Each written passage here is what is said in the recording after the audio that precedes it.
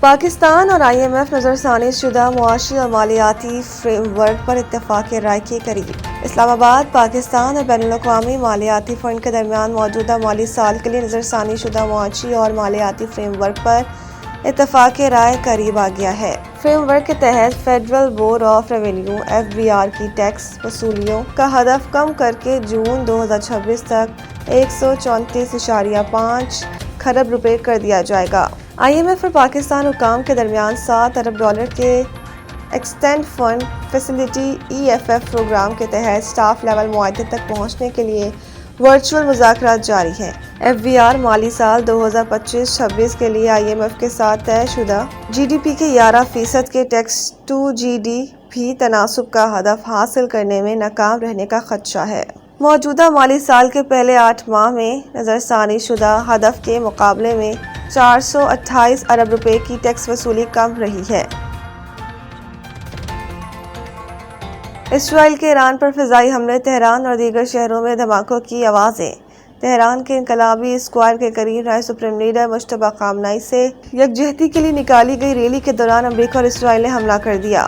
دھماکوں کی ویڈیو ایرانی سرکاری TV پر براہ راست نشر ہوئی۔ دھماکوں کی آواز سے ڈرنے کے بجائے ایرانی ڈٹ کر مزاحمت کرتے رہے۔ ایرانی شہریوں نے دھماکوں کی گونج میں مزید شدت کے ساتھ اپنے ملک کے جھنڈے لہرائے، امریکہ اور اسرائیل کے خلاف نعرے لگائے۔ دوسری جانب اسرائیل فضائیہ کی جانب سے کیے گئے ایران کے شہر اصفہان پر حملوں میں روسی قونصل خانے کی عمارت کو نقصان پہنچا، جس کی روسی وزارت خارجہ کے ترجمان ماریا زخاروا نے تصدیق بھی کی ہے۔ ترجمان کے مطابق رواں ہفتے کے آغاز میں اصفہان کے گورنر کے دفتر کے قریب ہونے والے حملے کے نتیجے میں روسی قونصل خانے کی عمارت کو نقصان پہنچا ہے۔ دھماکے سے قونصل خانے کے دفتر اور رہائشی اپارٹمنٹس کی کھڑکیوں کے شیشے ٹوٹ گئے۔ اس کے علاوہ اسرائیلی فوج نے اپنے تازہ بیان میں کہا ہے کہ اس نے لبنان کے دارالحکومت بیروت پر نئی فضائی کارروائی کی ہے۔ یہ حملے جنوبی بیروت میں ایران کی حمایت یافتہ تنظیم حزب اللہ کے انفراسٹرکچر کو نشانہ بنانے کے لیے کیے گئے ہیں۔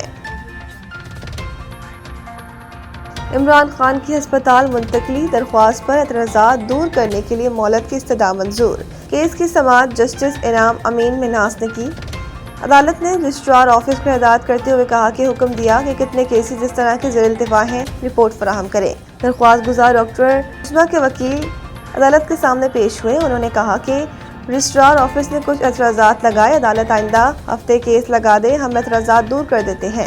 جسٹس امین منہاس نے کہا کہ آپ کی جانب سے مختلف درخواستیں ایک ہی طرح کی دائر ہوئی ہیں، جس پر درخواست گزار کے وکیل عزیز بھنڈاری نے جواب دیا کہ اس پٹیشنر نے اور کوئی درخواست اس طرح کی دائر نہیں کی، جس کے بعد عدالت نے کیس کی سماعت ملتوی کر دی۔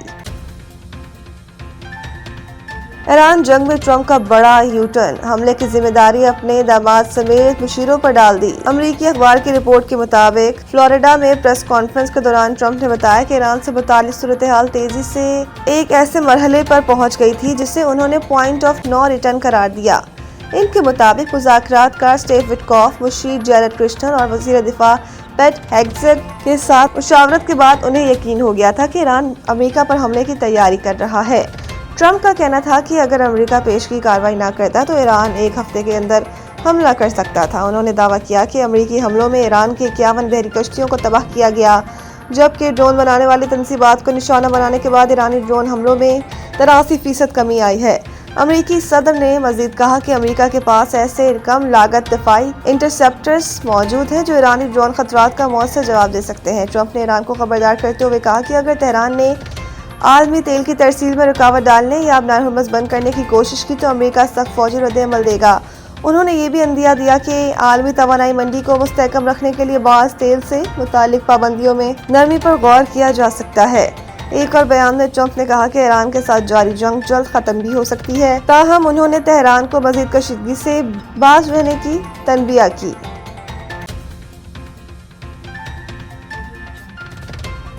ٹیم مینجمنٹ کی ہدایت پر بابر اعظم کا کرکٹ میں عارضی وقفہ لینے کا فیصلہ۔ ذرائع کے مطابق قومی ٹیم کی مینجمنٹ نے بابر اعظم کو آرام کا مشورہ دیا تھا کہ 22 سے جاری نیشنل T20 کپ میں شرکت نہیں کریں گے۔ ٹیم مینجمنٹ کی جانب سے انہیں ٹورنامنٹ کھیلنے کی ہدایت بھی نہیں دی گئی۔ بابر اعظم نے اپنی عدم دستیابی سے متعلق لاہور وائز کو آگاہ کر دیا ہے، جو نیشنل T20 کپ میں شریک ہیں۔ ذرائع کا کہنا ہے کہ بابر اعظم نے اس دوران اپنی بیٹنگ بہتر بنانے کے لیے انفرادی کوچز کے ساتھ نیٹس میں ٹریننگ شروع کر دی ہے۔ وہ آنے والی پاکستان سپر لیگ کو مد نظر رکھتے ہوئے تیاری کر رہے ہیں۔ رپورٹس کے مطابق بابر اعظم اپنی پرانی بیٹنگ ٹیکنیک کو دوبارہ مؤثر بنانے کے لیے خصوصی محنت کر رہے ہیں۔ واضح رہے کہ وہ پاکستان سپر لیگ میں پشاور زلمی کی جانب سے اوپننگ کرتے نظر آئیں گے۔